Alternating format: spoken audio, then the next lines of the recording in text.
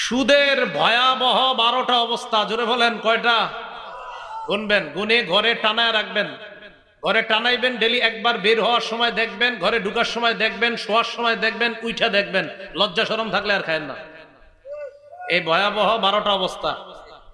1 number, আজকে আমি বয়ান করার পরেও এই এলাকার যারা সুদ খাবে তারা আল্লাহ আর আল্লাহ নবীর বিরুদ্ধে যুদ্ধের ঘোষণা দিবে। নাউজুবিল্লাহর মিটার কমে গেছে। আজীব, মানে সুদের আলোচনা আমার যেই জায়গায় দেয় এখানে তো কম। মনে করেন 30 সাল একটা মাহফিলে হাজার হাজার মানুষ। আমার আগে যিনি বয়ান করলো সুবহানাল্লাহ আলহামদুলিল্লাহ নারে তাকবীরে মাঠ শেষ। তো যে আমারে বিষয় দিছে সুদের বিষয়বস্তু ইটা, আমি মনে হইতাছে মানে মাঠে একজনও লোক নাই। সর্বনাশ, এত মানুষ, সুদের আলোচনা আওয়াজ হয় না কেন? আপনারা খান তা বলছি না। 1 নাম্বার, যারা সুদ খায় তারা আল্লাহ আল্লাহ নবীর বিরুদ্ধে যুদ্ধের ঘোষণা দেয়। দলিল সূরা বাকারা আয়াত নাম্বার 279। আল্লাহ বলেন, ফাইল্লাম তাফালু ফাজানু বিহারবিম মিনাল্লাহি ওয়া রাসূলি।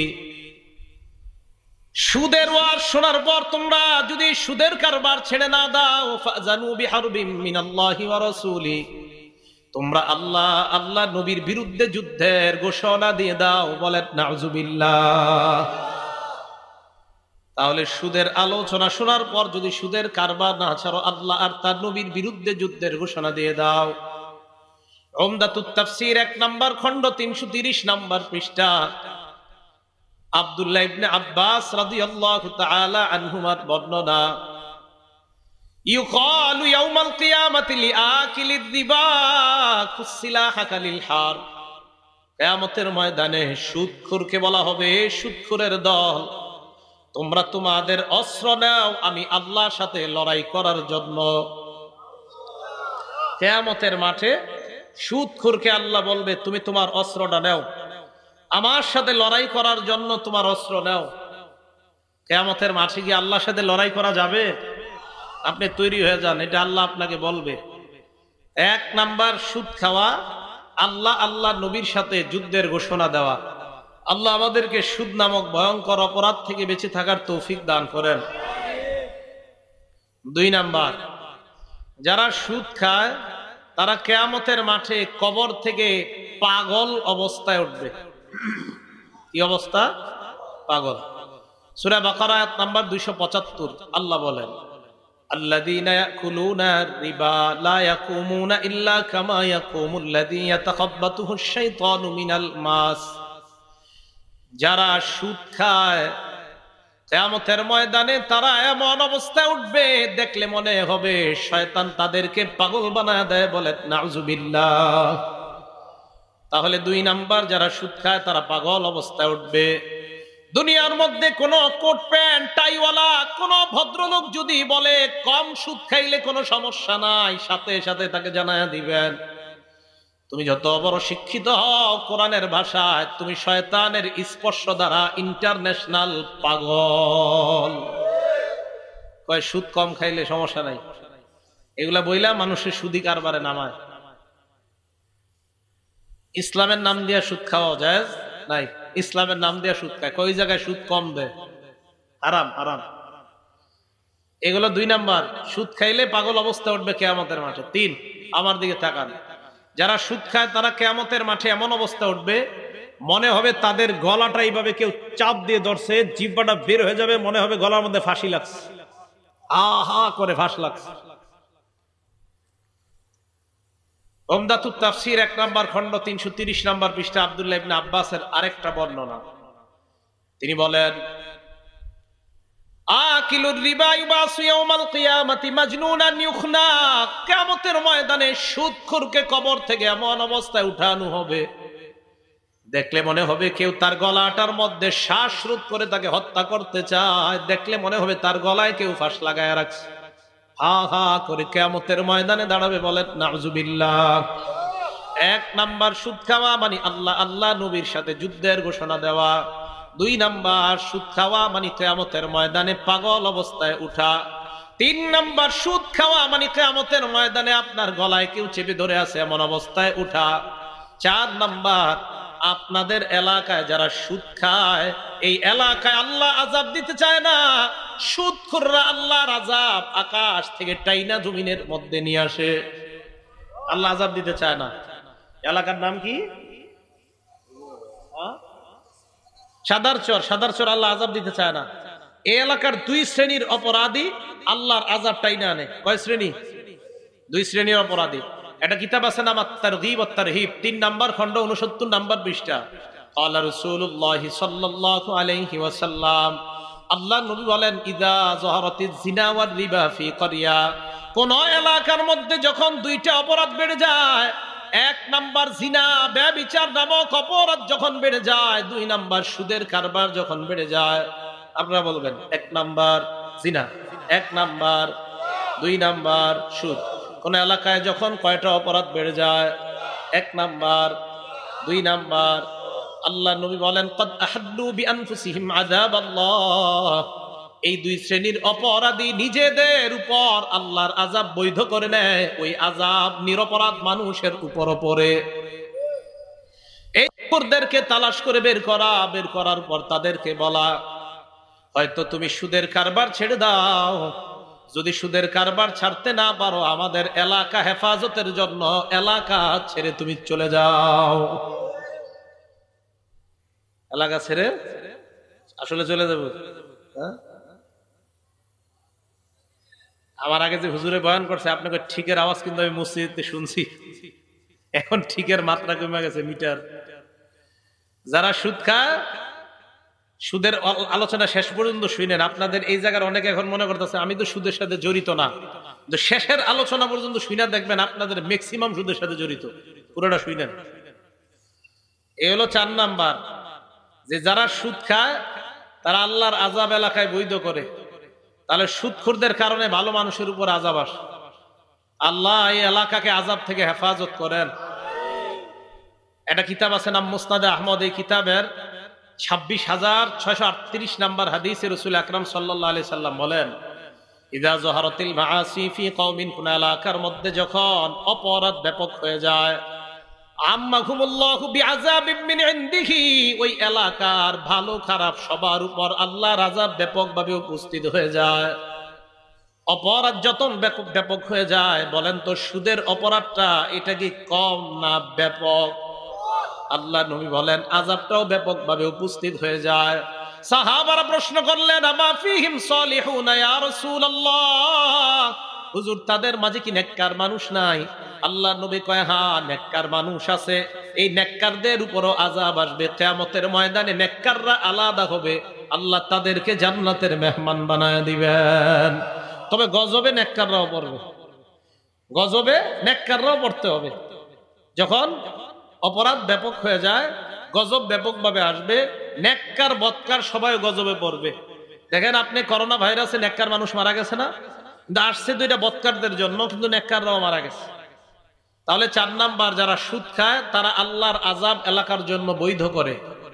5 নাম্বার, যারা সুদ খায় তাদের কারণে এলাকায় দুর্ভিক্ষ লাগে, জমিনে আগের মতো ফসল হয় না, গাছে ঠিক মতো লাউ ধরে না, কুমড়া ধরে না। আগে 50টা ধরতো, এখন 10টা। টিনের ঘরের চালের উপরে আগে সিম হইতো সুন্দর, এখন আর আগের মতো হয় না। সুদখোরের কারণে বাচ্চা মায়ের বুকের দুধ পায় না। সুদখোর, আপনি জবাব দেন ওই বাচ্চার কি অপরাধ? আপনার কারণে সে রিজিক থেকে বঞ্চিত হয়। ওই বাচ্চারে তখন লেকটোজেন 1, 2, 3 কিনে খাওয়াইতে হয়। দলিল মুসনাদে আহমদ কিতাবের নাম, হাদিস নাম্বার 17,822 নাম্বার হাদিস। ক্বালা রাসূলুল্লাহ সাল্লাল্লাহু আলাইহি ওয়াসাল্লাম, আল্লাহ নবী বলেন, মা মিন কওমিন ইয়াজহারু ফীহিমুর রিবা ইল্লা উখিযু বিসসানা, কোন এলাকার মধ্যে যখন সুদের কারবার বেড়ে যায়, ওই এলাকায় দুর্ভিক্ষ লেগে যায়। ফসল আগের মতো হয় না, লাউ আগের মতো হবে না, কুমড়া আগের মতো হবে না, গরু আগের মতো দুধ দেয় না। আগে মাসে 30 কেজি দুধ পাইতেন, এখন মাসে 10 কেজিও দুধ পাওয়া যায় না। কেন? এলাকায় সুদের কারবার বেড়ে গেলে মানুষের অন্যান্য যেই ফসলে আল্লাহ বরকত দিত, যেই বরকত আল্লাহ দিত, তো তুমি তো সুদের মাধ্যমে তোমার টাকা বাড়াইতেছো, তাই ওই জায়গার বরকত আল্লাহ কমাবে। এই হাদিসটা শেষ হয় নাই, বাকি অংশটা কমুনি এই হাদিসের। এই অংশটা সুদের সাথে সম্পর্ক না, এরপরে বইলা ফেলি, কি বলেন? ওমা মিন কওমিন ইয়াজহারু ফীহিমুর রিশা, যে এলাকায় ঘুষের কারবার বেড়ে যায়। কিসের কারবার? আমার আলোচনার বিষয় ঘুষ না, তো এই হাদিস আয়েশা পড়ছে বলে নেই। ইল্লা উখিজু বিররুবি, ওই এলাকার পুরুষ কাপুরুষ হয়ে যায়, পুরুষরা মহিলা মার্কা পুরুষ হয়ে যায়।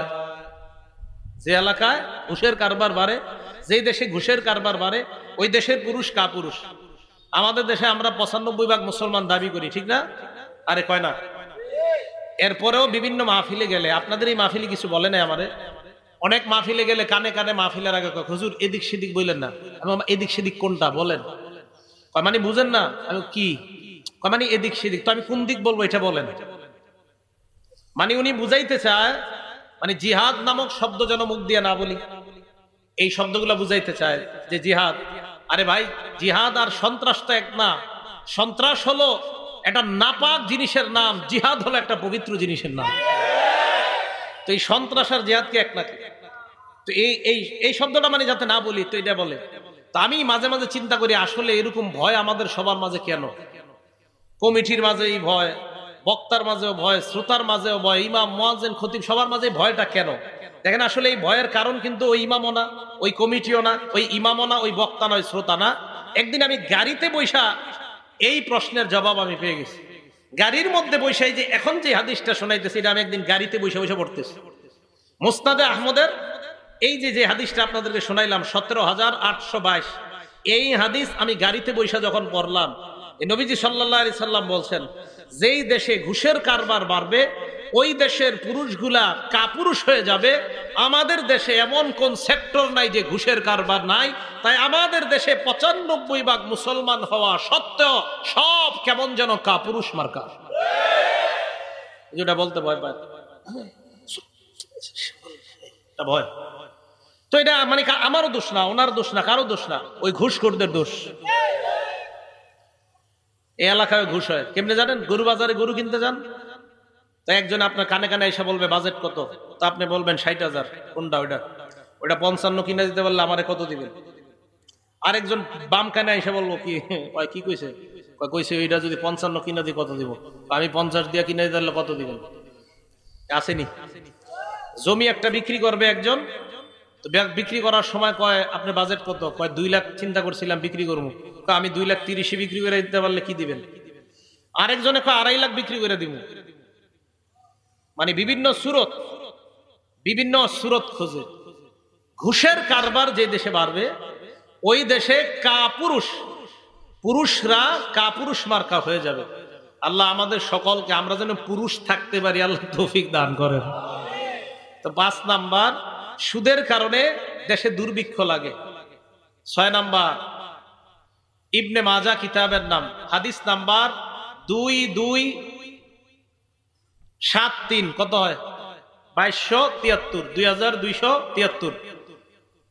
এই হাদিসে রাসূল আকরাম সাল্লাল্লাহু আলাইহি সাল্লাম বলেন, এটা 6 নাম্বার ভয়াবহতা। ক্বালা রাসূলুল্লাহ সাল্লাল্লাহু আলাইহি ওয়াসাল্লাম, আল্লাহ নবী বলেন, আতাইতু লাইলাতান উসরিয়া বি আলা কওমিন, আমি মেরাজে রওনা করলাম, এমন এক সম্প্রদায়ের পাশ দিয়ে আমি রওনা করলাম যাদের দিকে আমি তাকাইলাম, তাকায় দেখলাম বুতুনুহুম কাল বুয়ুত, তাদের পেটগুলা বিশাল বড় বাড়ির মতো।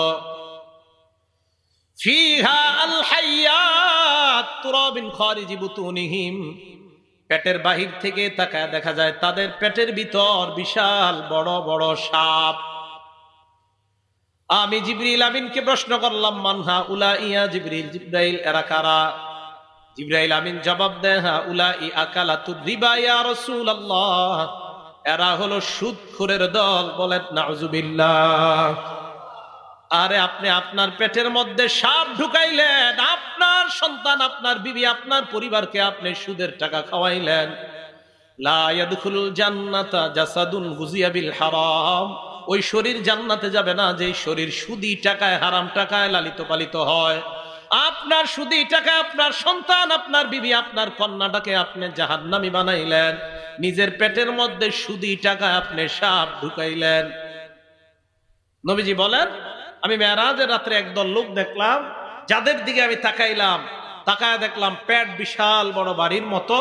এই পেটের বাহির থেকে তাকায় দেখা যায় তাদের পেটের ভিতর অজগর বিশাল বড় বড় সাপ দৌড়ায়। আমি প্রশ্ন করলাম এরা কারা? জিবরিল আমিন জবাব দিল এরা হলো সুদখোরের দল। বলেন এই আযাব সহ্য করার মতো ক্ষমতা কারো আছে আমাদের? আপনারা বাবারা ভাইয়েরা আর সুদ খায়েন না, এই অপরাধ করবেন তো অবস্থা খারাপ হবে। আল্লাহ আমাদের সকলকে সুদি কারবার থেকে বেঁচে থাকার তৌফিক দান করেন। 7 নাম্বার, এই জায়গায় আমরা যারা আছি আমরা মায়ের পেট থেকে দুনিয়াতে আসছি সবাই, না বাবার পেট থেকে? মায়ের পেট থেকে। হুজুর আপনি হাত উঠায়েন না, মুরব্বী মানুষ, আপনি ছাড়া আর মাস আপনারা ওলামায়ে কেরাম ছাড়া অন্যরা হাত তোলেন। সবাই মায়ের পেট থেকে আসছি, ওলামায়ে কেরাম ছাড়া অন্যরা হাত তোলেন। হাত তুলছেন? হাত নামাইবেন না, আমি একটা হাদিস করার পরে হাত নামাইবেন। হাত উঠান, 2 হাত উঠান সবাই, এরকম এরকম এরকম। আমি হাদিস বলার পরে হাত নামাইবেন। 7 নাম্বার ভয়াবহতা সুদের। কিতাবের নাম ইবনে মাজাহ, হাদিস নাম্বার 2274, 2274। ক্বালা রাসূলুল্লাহ সাল্লাল্লাহু আলাইহি ওয়াসাল্লাম, আল্লাহ নবী বলেন আর রিবা 70 হুবা। নবীজি বলেন সুদের 70টা শাখা। আইসারুহা আইয়ানকিহার রাজুল উম্মা, 70টা শাখার মধ্যে সবচাইতে ছোট শাখা হলো কোন সন্তান তার আপন মায়ের সাথে জিনা করা। কি করা? আত্মামান। তাহলে এটা কত ভয়ঙ্কর অপরাধ। আপনারা মায়ের সন্তান সবাই, মারা আমার ওয়াজ যারা শুনতেছেন, আপনার সন্তানকে আপনি সুদ খাইতে দিয়েন না। স্ত্রী যারা আমার ওয়াজ শুনতেছেন, আপনার স্বামীকে সুদ খাইতে দিয়েন না। সন্তান যারা আমার ওয়াজ শুনতেছেন, আপনার বাবাকে বলেন আগে আমার বছরে 5টা প্যান্ট 5টা শার্ট লাগতো, আব্বা আমার প্যান্ট শার্ট কমায় দেন, সুদের টাকা ছেড়ে দেন। বিবি আপনার স্বামীকে বলেন আমার ঘরে চাল ডাল হলেই চলবে, বেশি ভালো খাবার লাগবে না, সুদের টাকায় আমি ভালো হারাম খাবার চাই না, আমি হালাল টাকায় চাউল ডাউল এটা আমার চলবে, এর চেয়ে বেশি লাগবে না। আমার স্বামীকে আপনি বলেন। মা আপনার সন্তানকে আপনি বলেন বাবা আমি তোমাকে জন্ম দিলাম, একটা সন্তান তার মায়ের সাথে ব্যভিচার করা নাকি সবচেয়ে ছোট অপরাধ সুদের, আমি চাই না তুমি সুদের কারবার করো। তাহলে কোনো সন্তান চায় না তার আপন মায়ের সাথে ব্যভিচার হোক, এটা কোনো সন্তান চায় না, কোনো মাও চায় না কোনো সন্তানের দ্বারা এই অপরাধ হোক। আল্লাহ সকলকে সুদ থেকে বেঁচে থাকার তৌফিক দান করেন। 8 নাম্বার, যারা সুদ খায় তাদের দুনিয়া ধ্বংস আখিরাত ধ্বংস। যারা সুদ খায় তাদের দুনিয়া ধ্বংস আখিরাত ধ্বংস। বিসমিল্লাহ। আল্লাহুম্মা লাকাল হামদু ওয়া লাকাশ শুকরু। এইগুলা লাগাইছেন কেন মাহফিলে? হ্যাঁ, এগুলা কি কমি মাদ্রাসার মাহফিলে তো এটি থাকে না। এটি তো এইগুলা দেখলে তো অন্য মাহফিল মনে হয়, এগুলা তো মাদ্রাসার মাহফিলে থাকার কথা না। যাই হোক, অন্তত এই সব মাদ্রাসায় তো এইগুলা থাকবে না। এই জন্য তো আল্লাহ দেখাই দিছে যে এইগুলা তো অন্য জায়গায় ফুটবে, এখানে ফুটবে কেন? যাই হোক, যারা করছে হয়ে গেছে আর কি। তো সাধারণত আর কি এগুলা কিন্তু অন্য অন্য জায়গায় দেখা যায়, এইসব জায়গায় এগুলা দেখা যাওয়ার জিনিস না। ঠিক আছে না? তো 7 নাম্বার সুদের ব্যাপার। 8 নাম্বার, যারা সুদ খায় তাদের দুনিয়া ধ্বংস আখিরাত ধ্বংস। বুখারী শরীফ হাদিস নাম্বার 2766, 2766 নাম্বার হাদিস। ক্বালা রাসূলুল্লাহ সাল্লাল্লাহু আলাইহি ওয়াসাল্লাম, আল্লাহ নবী বলেন ইজতানিবুস সাবাল মুবিকাত, 7টা ধ্বংসাত্মক অপরাধ থেকে তোমরা বাঁচবা। কয়টা ধ্বংসাত্মক অপরাধ? 1 নাম্বার শিরকু বিল্লাহ, আল্লাহর সাথে শিরিক করবা না, আল্লাহর সাথে ভুলেও শিরিক করবেন না। আল্লাহর সাথে শিরিক করা এটা সবচাইতে বড় অপরাধ। সহিহ বুখারী হাদিস নাম্বার 2653 নাম্বার হাদিসের বর্ণনা। আল্লাহ নবী বলেন আল কাবাইর, সবচাইতে বড় কবিরা গুনাহ হলো আল ইশরাকু বিল্লাহ, আল্লাহর সাথে শিরিক করা সবচাইতে বড় কবিরা গুনাহ। তাহলে শিরিক করা যাবে না। 1 নাম্বার আল ইশরাকু বিল্লাহ, আল্লাহর সাথে শিরিক করা যাবে না। সহিহ বুখারী হাদিস নাম্বার 7520। আল্লাহ নবীর সাহাবা আব্দুল্লাহ ইবনে মাসউদ প্রশ্ন করলেন হুজুর সবচাইতে বড় অপরাধ কোনটা? আল্লাহ নবী জবাব দিলেন আনতাজালা লিল্লাহি নিদ্দান ওয়া হুয়া খালাকাক, আল্লাহ তোমারে বানাইলেন, তুমি আল্লাহর সাথে কাউকে শিরিক করলা, এটা সবচাইতে বড় অপরাধ। সহিহ বুখারী হাদিস নাম্বার 6861। এই হাদিসে নবীজিকে এক সাহাবা প্রশ্ন করলেন সবচাইতে বড় অপরাধ কোনটা? আল্লাহ নবী জবাব দিলেন আনতাদু লিল্লাহি নিদ্দান ওয়া হুয়া খালাকাক, তুমি আল্লাহর সাথে শিরিক করা অথচ আল্লাহ তোমাকে বানাইলেন। মুসলিম শরীফ হাদিস নাম্বার 5018। ক্বালা রাসূলুল্লাহ সাল্লাল্লাহু আলাইহি ওয়াসাল্লাম, আল্লাহ নবী বলেন, লাআনাল্লাহ, ওই ব্যক্তিকে আল্লাহ অভিশাপ দেয়, মান লাআনা ওয়ালিদা, যেই ব্যক্তি তার বাবা মাকে অভিশাপ দেয়। কোন সন্তান তার বাবা মারে অভিশাপ দেয়, আল্লাহ তার অভিশাপ দেয়। 2 নাম্বার, ওয়া লাআনাল্লাহ মান যাবাহা লিগাইরিল্লাহ, আল্লাহ ছাড়া অন্যের নামে পশু জবাই করলে ওই ব্যক্তিকে আল্লাহ অভিশাপ দেয়। আল্লাহ ছাড়া অন্য কারো নামে পশু জবাই করা শিরিক। বলেন সবাই কি? আল্লাহ ছাড়া কারো নামে পশু জবাই করা কি? শিরিক। আল্লাহ বলেন, ফাকুলু মিম্মা যুকিরা রাসমুল্লাহ, খাও ওই পশুর গোশত যেই পশু জবাই করার সময় আল্লাহর নাম না হয়। সূরা আনাম আয়াত নাম্বার 118। খাও না ওই গোশত, সূরা আনাম আয়াত নাম্বার 121। ওয়ালা তাকুলু মিম্মা লাম ইযকার ইসমুল্লাহ, ওই পশুর গোশত খাও না যেই পশু জবাই করার সময় আল্লাহর নাম নেওয়া হয় নাই। ওই পশুর গোশত খাও যেই পশু জবাই করার সময় আল্লাহর নাম নেওয়া হয়েছে। যেই পশু জবাই করার সময় মুহাম্মদুর রাসূলুল্লাহ সাল্লাল্লাহু আলাইহি সাল্লামের নাম নেওয়া হয়েছে। যেই পশু জবাই করার সময় খাজা মুঈনুদ্দিন চিশতি রহমতুল্লাহর নামে জবাই করা হয়েছে। যেই পশু জবাই করার সময় আব্দুল কাদের জিলানীর নামে জবাই করা হয়েছে। যেই পশু জবাই করার সময় শাইখুল হাদিসের নামে জবাই করা হয়েছে।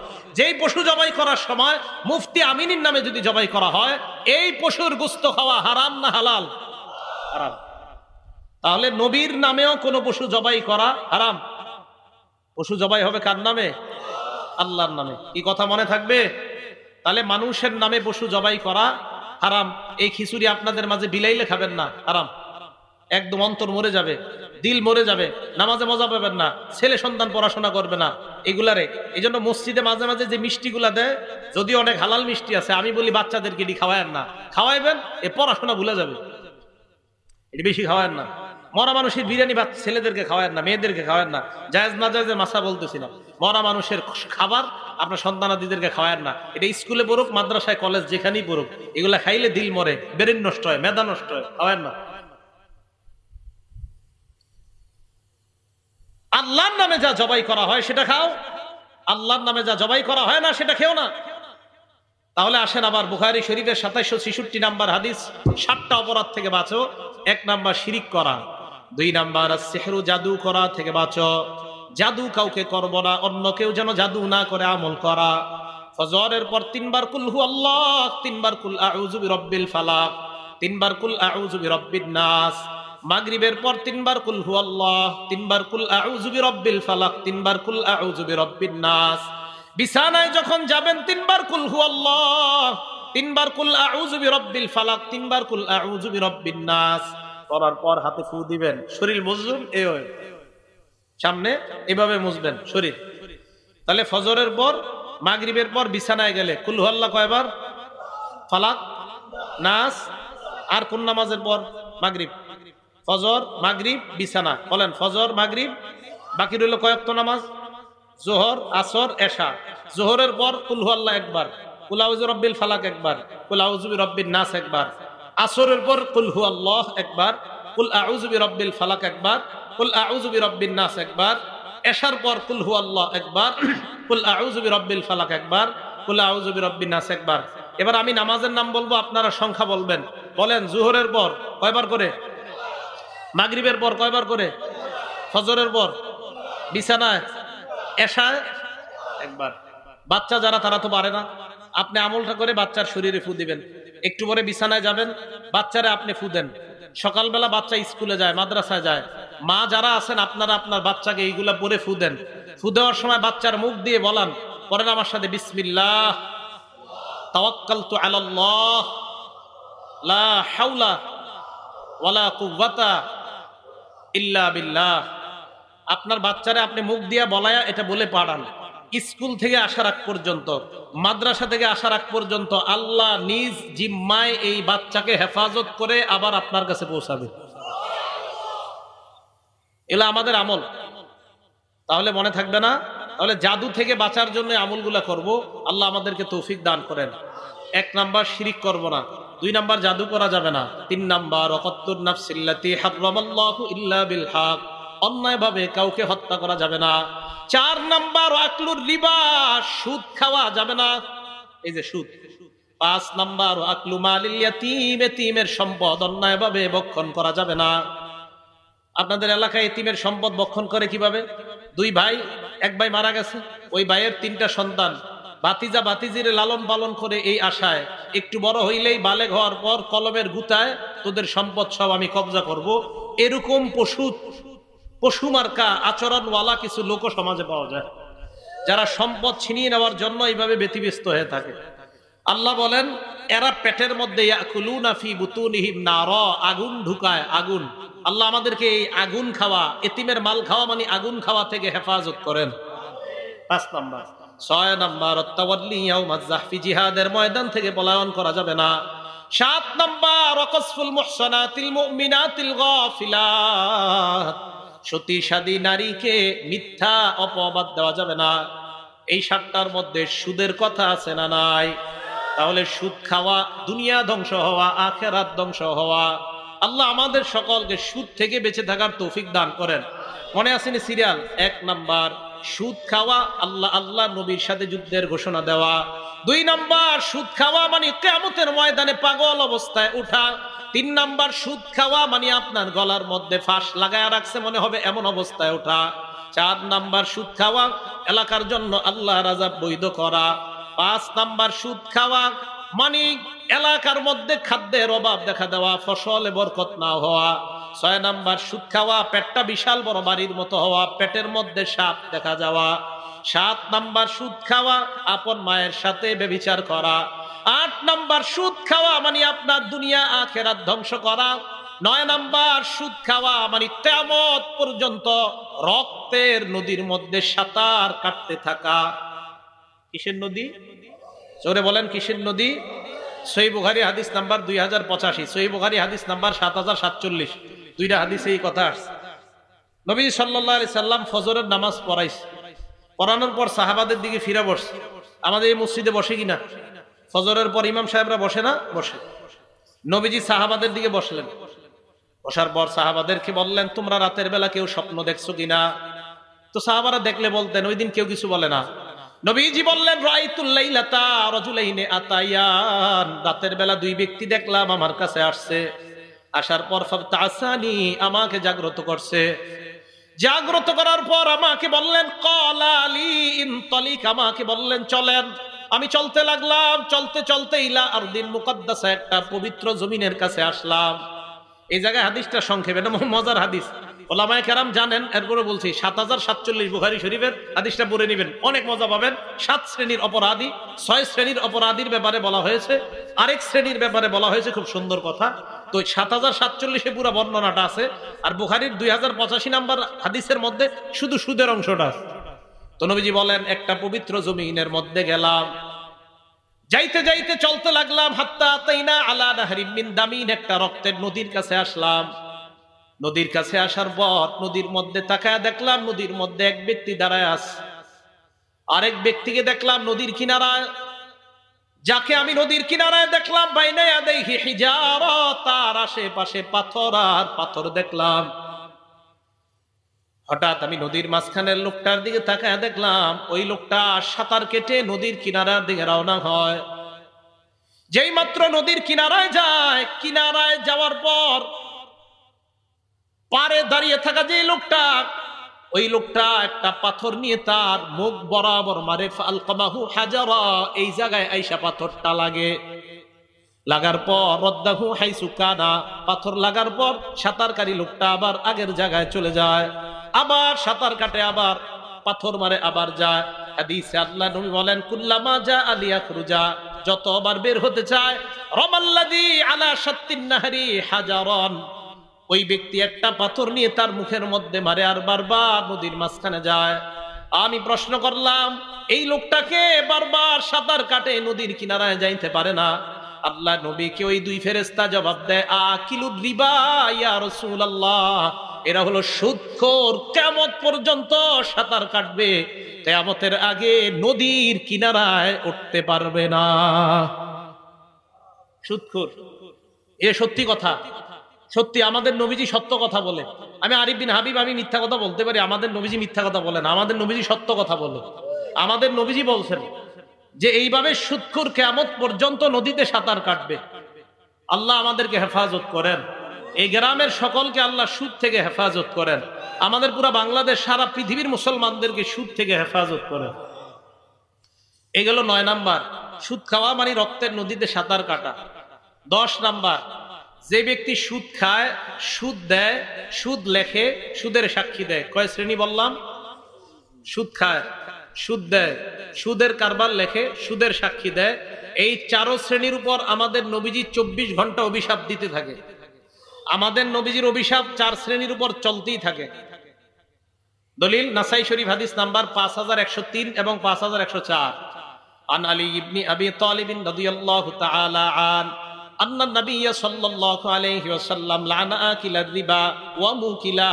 নবীজি সাল্লাল্লাহু আলাইহি ওয়াসাল্লাম আকিলার রিবা, যে ব্যক্তি সুদ খায় তার অভিশাপ দেয়, ওয়া মুকিলা, যে সুদ দেয় তাকে অভিশাপ দেয়, ওয়া কাতিবা, যে সুদের কারবার লেখে তাকে অভিশাপ দেয়। কি করে? 3 নাম্বার, যে কি করে? সবাই বলেন 3 নাম্বার, যে কি করে? কোথায় চাকরি করা জায়েজ আমি বলবো না, জায়েজ বা না জায়েজ। যে সুদের কারবার লেখে তাকেও নবী অভিশাপ দেয়। আবার বলছি, যে সুদের কারবার লেখে, জোরে বলেন, হয় নাই, আরো জোরে, তাকেও নবী অভিশাপ দেয়। এগুলো 3 নাম্বার। 4 নাম্বার, ওয়া শাহিদা, সুদের সাক্ষী যে দেয়। আপনাদের এলাকার একজন আরেকজনকে 5 লাখ টাকা দিয়েছে, 10 জনের সাক্ষী রেখে বাজারে নিচে রাস্তা করাইছে 500 টাকা। করানোর পর তোরা সাক্ষী থাক, আমি তাকে 5 লাখ টাকা দিলাম, 1 বছর পর এই 5 লাখে 1 লাখ টাকা আমাকে সুদ দিবে। 10 জন মাত্র 500 টাকার নাস্তা করলেন, সুদের টাকাটা ছুঁয়েও দেখলেন না, খাইলেন না। হযরতে আলী বলেন, তাদের উপর তওবা করার আগ পর্যন্ত আল্লাহ নবীর অভিশাপ। সাক্ষী দেয়, যে ব্যক্তি সুদের সাক্ষী দেয় তার উপর নবীর অভিশাপ। সুদ খায়েন না, বাপেরা সুদ খায়েন না, আমার চাচারা, বাবারা, ভাইয়েরা সুদ খায়েন না, বন্ধুরা সুদ খায়েন না। এলো 10 নাম্বার। 11 নাম্বার, সামান্য সুদ খাওয়া। বলেন কি সুদ খাওয়া? সামান্য সুদ খাওয়া। কিতাবের নাম মুসনাদে আহমদ, হাদিস নাম্বার 22,007 নাম্বার হাদিস, 22,007 নাম্বার হাদিস। ক্বালা রাসূলুল্লাহ সাল্লাল্লাহু আলাইহি ওয়াসাল্লাম, আল্লাহ নবী বলেন, দিরহামু রিবান ইয়াকুলুহু রাজুল ওয়া হুয়া ইয়ালাম আশাদ্দু মিন 36 জিনা। সামান্য পরিমাণ সুদ খাওয়া মানে 36 বার জিনা করার চাইতে বড় অপরাধ করা। সামান্য সুদ খাওয়া 36 বার জিনা করার চেয়ে বড় অপরাধ করা, সামান্য সুদ খাওয়া। তাহলে বলেন, কম সুদ বেশি সুদ হালাল না হারাম? 12 নাম্বার, 4 শ্রেণী এমন, যেই 4 শ্রেণীকে জান্নাত না দেওয়া আল্লাহর হক। মানে আমি আল্লাহ নবীজি সাল্লাল্লাহু আলাইহি ওয়াসাল্লাম বলেন যে আল্লাহ পাক রব্বুল আলামিন, যে আল্লাহ নিজের উপর অবধারিত করে না, যে আল্লাহ বলবেন আমি এই 4 শ্রেণীরে জান্নাত দিব না। কয় শ্রেণী? আল্লাহ বলবেন যে আমি আল্লাহ এই 4 শ্রেণীরে জান্নাত না দেওয়াটা আমার উপর অবধারিত করলাম।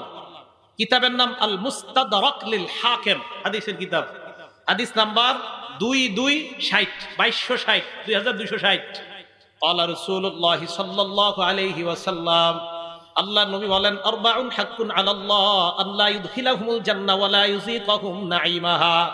4 শ্রেণী এমন, যে 4 শ্রেণীকে আল্লাহ জান্নাতে প্রবেশ করাবে না, তাদেরকে জান্নাতের নিয়ামত আল্লাহ ভোগ করতে দিবে না। 1 নাম্বার, আকিলুর রিবা, যে ব্যক্তি সুদ খায় তাকে আল্লাহ জান্নাত না দেওয়াটাই আল্লাহর হক। বলেন নাউজুবিল্লাহ। 2 নাম্বার, আকিলু মালিল ইয়াতীম, এতিমের সম্পদ অন্যায়ভাবে যে ভক্ষণ করে তাকেও আল্লাহ জান্নাত দিবে না। 3 নাম্বার, মুদমিনুল খাম, মদ পান করা অবস্থায় যে ব্যক্তি মারা যায় ওই ব্যক্তিকেও আল্লাহ জান্নাত দিবে না। 4 নাম্বার, আল আকুলি ওয়ালিদাই, পিতা মাতার নাফরমান সন্তান, তাকেও আল্লাহ জান্নাত দিবে না। কয় শ্রেণী? 4। সুদখোর, এতিমের সম্পদ ভক্ষণকারী, মা বাবার নাফরমান সন্তান, মদ পানকারী, এদেরকে জান্নাত না দেওয়াটাই আল্লাহর হক। মনে থাকবে কথাগুলা? শেষ হয় নাই কিন্তু, একটু আবার শোনেন তাহলে। 1 নাম্বার, সুদ খাওয়া, আল্লাহ নবীর বিরুদ্ধে যুদ্ধের ঘোষণা দেওয়া, সূরা বাকারা আয়াত নাম্বার 278। 2 নাম্বার, সুদ খাওয়া, কিয়ামতের ময়দানে পাগল অবস্থায় ওঠা, সূরা বাকারা আয়াত নাম্বার 275। 3 নাম্বার, সুদ খাওয়া, কিয়ামতের মাঠে ফাঁস লাগানো অবস্থায় ওঠা, উমদাতুত তাফসীর 1 নাম্বার খণ্ড 330 নাম্বার পৃষ্ঠা। 4 নাম্বার, সুদ খাওয়া, এলাকায় আযাব বৈধ করে নেওয়া, কিতাবের নাম আত-তারগীব ওয়াত তারহিব 3 নাম্বার খণ্ড 69 নাম্বার পৃষ্ঠা। 5 নাম্বার, সুদ খাওয়া, এলাকায় দুর্ভিক্ষ লাগা, হাদিস নাম্বার মুসনাদে আহমদ 17,822 নাম্বার হাদিস। 6 নাম্বার সুদ খাওয়া, আপনার পেটটা বিশাল বড় বাড়ির মতো হওয়া, পেটে সাপ দেখা যাওয়া।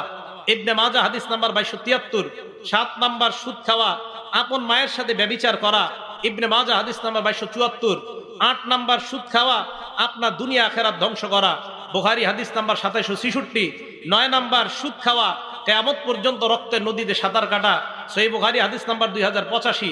10 নাম্বার সুদ খাওয়া, সুদ দেওয়া, সুদ লেখা, সুদের সাক্ষী দেওয়া, মানি নবীর অভিশাপ গ্রহণ করা, নাসাই হাদিস নাম্বার 5103, 5104।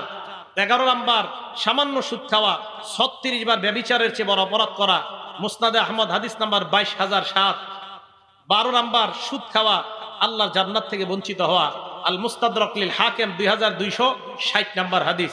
এবার আরেকটা হাদিস শোনেন, আবু দাউদ শরীফ হাদিস নাম্বার, আমি সংখ্যা বলবো আপনারা বলবেন তো কি হয়। 3 3 3 1 কত হয়েছে?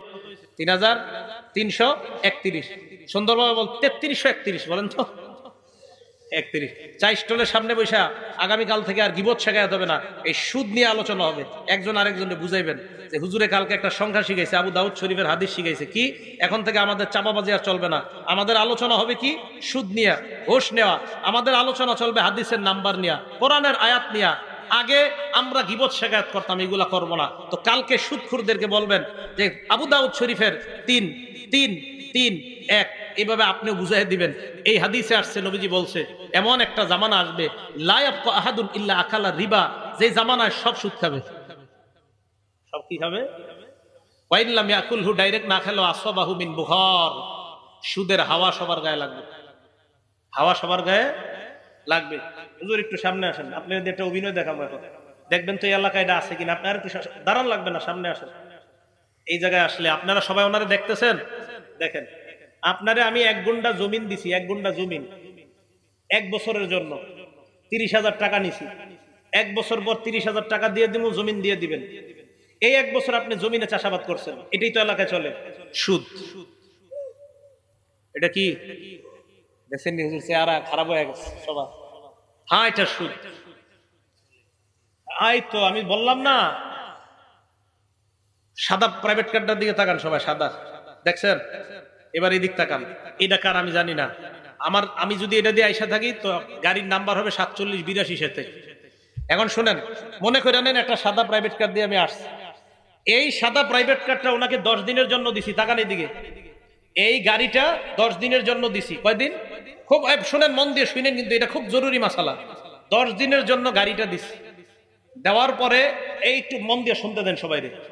গাড়িটা দেওয়ার পরে 10 দিনের জন্য 10,000 টাকা নিছি, সিকিউরিটি হিসাবে গাড়িটা দিছি।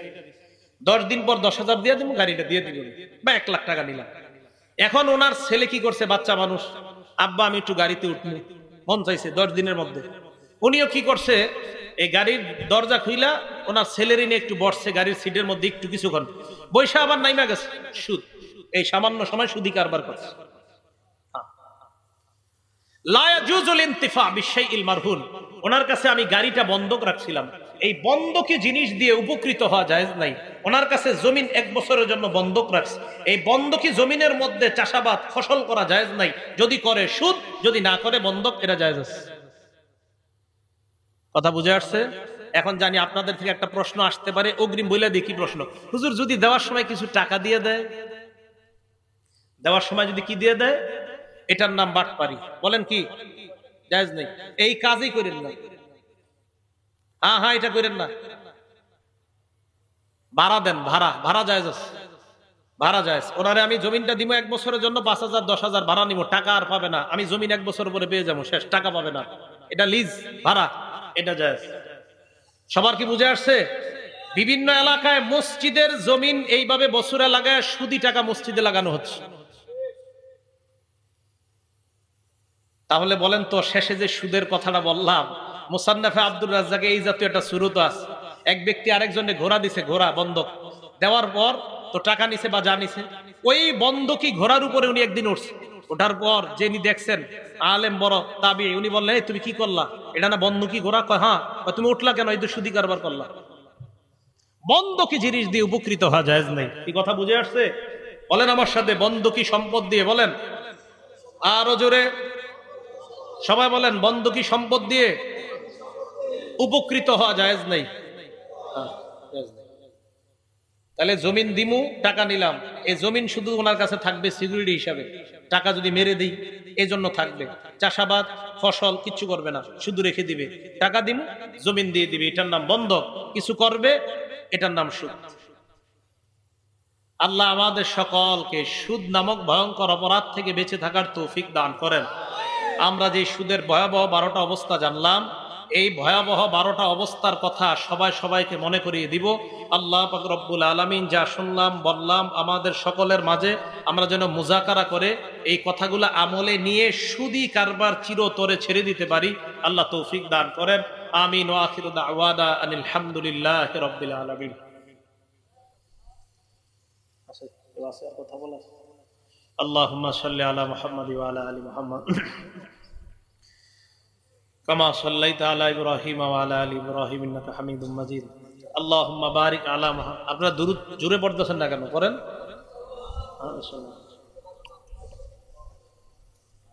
আল্লাহুম্মা সাল্লি আলা মুহাম্মাদ ওয়া আলা আলি মুহাম্মাদ। আস্তে আস্তে আস্তে আপনারা এই দুরূদটা জোরে পড়তেছেন না কেন? একটু থামেন থামেন থামেন থামেন, একটু থামেন। এটা না বললে আমি যদি একটা টান দিতাম আল্লাহুম্মা, পড়তেন না জোরে? তো এটা যেটা বললাম জোরে বললেন না কেন? সহিহ বুখারী হাদিস নাম্বার 3370। কত? 3370। সাহাবারা নবীজিরে বললেন আপনার উপরে দুরূদ পড়মু কিভাবে? নবীজি শিখিয়ে দিলেন এইভাবে, পড়েন আল্লাহুম্মা, এই যে সাল্লি আলা মুহাম্মাদ ওয়া আলা আলি মুহাম্মাদ কামা সাল্লাইতা আলা ইব্রাহিমা ওয়া আলা আলি ইব্রাহিম ইন্নাকা হামিদুম মাজিদ। আল্লাহুম্মা বারিক আলা মুহাম্মাদ ওয়া আলা আলি মুহাম্মাদ কামা বারাকতা আলা ইব্রাহিমা ওয়া আলা আলি ইব্রাহিম ইন্নাকা হামিদুম মাজিদ। নবীজি এই দুরূদটা সাহাবায়ে কেরামকে শিখিয়ে দিয়েছেন। দেখছেন খুব কষ্ট লাগে জানেন, আমি কিন্তু শুরুতে এই দুরূদটা পড়ছি, আপনারা কেউ পড়েন না আমার সাথে, এত খারাপ লাগছে আমার, এত কষ্ট লাগছে, অথচ এটা নবীজি আমাদেরকে শিখিয়ে দিয়েছে। আর আমরা যেগুলা নিজেরা বানায় বানায় পড়ি এগুলা আমরা কত আওয়াজ দিয়ে পড়ি, ঠিক না? ঠিক না? এই জন্য নবীজি শিখানো দুরূদটা আওয়াজ হইল না। সহিহ বুখারী হাদিস নাম্বার 3370, 3370 নাম্বার হাদিসে এই দুরূদ আমাদেরকে নবীজি শিখিয়ে দিয়েছে। আল্লাহ আমল করার তৌফিক দান করেন। আলহামদুলিল্লাহি রাব্বিল আলামিন ওয়াল আকিবাতু লিল মুত্তাকিন ওয়াস সালাতু ওয়াস সালামু আলা সাইয়্যিদিল আমবিয়া ওয়াল মুরসালিন ওয়া আলা আলিহি ওয়া আসহাবিহি আজমাইন। ربنا ظلمنا أنفسنا وإن لم تغفر لنا وترحمنا لنكونن من الخاسرين رب ارحمهما كما ربياني صغيرا। মাবুদ মেহেরবান মাওলা, আল্লাহ মেহেরবানি করে এই মাহফিলকে আপনি কবুল করে নেন।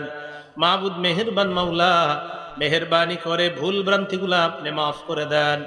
মাবুদ মেহেরবান মাওলা, আমাদের মধ্যে যাদের মা নাই, বাবা নাই, আত্মীয় স্বজন যারাই কবর আছে, আল্লাহ মেহেরবানি করে সকলের কবরগুলা জান্নাতের বাগান বানায় দেন। আল্লাহ সুদ নামক অপরাধ থেকে বেঁচে থাকার তৌফিক দান করেন। আল্লাহ ঘুষ থেকে বেঁচে থাকার তৌফিক দান করেন। আল্লাহ সুদমুক্ত এলাকা গড়ার তৌফিক দান করেন।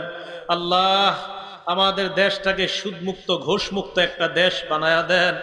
আল্লাহ একটা ইনসাফের দেশ বানায়া দেন। আল্লাহ সম্প্রীতি ভালোবাসার দেশ বানায়া দেন। সকল প্রকার গজব আযাব থেকে এই দেশকে আপনি হেফাজত করেন। করোনা ভাইরাস সহ সকল গজব থেকে এই দেশকে হেফাজত করেন। মাবুদ মেহেরবান মাওলা, আল্লাহ সমাজের রন্ধ্রে রন্ধ্রে সুদি কারবার ঢুকে গিয়েছে, আল্লাহ মেহেরবানি করে এই ভয়ঙ্কর অপরাধ থেকে বেঁচে থাকার তৌফিক দান করেন। আল্লাহ বাবা ভাই আত্মীয় স্বজন আল্লাহ সবাই যেন এই সুদের কারবার ছেড়ে দেয়। মেহেরবানি করে এই ভয়ঙ্কর অপরাধ থেকে সকলকে বেঁচে থাকার তৌফিক দান করেন। আল্লাহ আমাদের দোয়া আপনি কবুল করেন। আমরা কম খাবো, কম পরিধান করব, তবে সেটা যেন হালাল হয়, বেশিটা যেন হারাম না হয়। আল্লাহ হারাম থেকে বেঁচে থাকার তৌফিক দান করেন। আল্লাহ মুসাফির মানুষ ঢাকা আবার রওনা করব, মেহেরবানি করে সহি সালেমে নিরাপদে পৌঁছার ব্যবস্থা করে দেন। আল্লাহ আমাদের সফরকে আপনি নিরাপদ করে দেন। মাবুদ নরসিংদী এলাকার উলামায়ে কেরাম সহ আইম্মায়ে মাসাজিদ সহ সর্বস্তরের জনগণদেরকে নিয়ে হাত তুলছি মাওলা। আল্লাহ মেহেরবানি করে আমাদের দোয়া আপনি কবুল করে নেন। আল্লাহ এলাকার উলামায়ে কেরাম সকলে যেন কোরআন সুন্নাহর প্রচার আরো বেশি বেশি করতে পারে তৌফিক দান করেন। এলাকার সর্বসাধারণদেরকে আলেমদের সাথে আরো বেশি বেশি জুড়ার তৌফিক দান করেন। উলামায়ে কেরামের পরামর্শে যেন জীবন পরিচালনা করতে পারে তৌফিক দান করেন। আল্লাহ প্রত্যেকটা মসজিদের খতিব ইমামদেরকে আপনি প্রত্যেকটা এলাকার হাদি বানায়া দেন। আল্লাহ আমাদের দোয়া আপনি কবুল করেন। আল্লাহ আমাদের দোয়া আপনি কবুল করেন।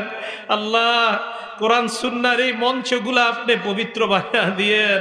আল্লাহ এই মঞ্চ থেকে কোরআন সুন্নাহর সঠিক কথাগুলা যেন দেশের মানুষ শুনতে পারে তৌফিক দান করেন। আল্লাহ রঙ্গ তামাশা থেকে এই মঞ্চ আপনি হেফাজত করেন। আল্লাহ রং তামাশা থেকে এই মঞ্চকে আপনি হেফাজত করেন। আমাদের দোয়া আপনি কবুল করে নেন। আল্লাহ আমাদের দোয়া আপনি কবুল করেন। আল্লাহুম্মা সাল্লি ওয়া সাল্লিম ওয়া বারিক আলা মুহাম্মদ। সুবহানা রাব্বিকা রাব্বিল ইজ্জাতি আম্মা ইয়াসিফুন ওয়া সালামুন আলাল মুরসালিন। আলহামদুলিল্লাহি রাব্বিল আলামিন। আমিন।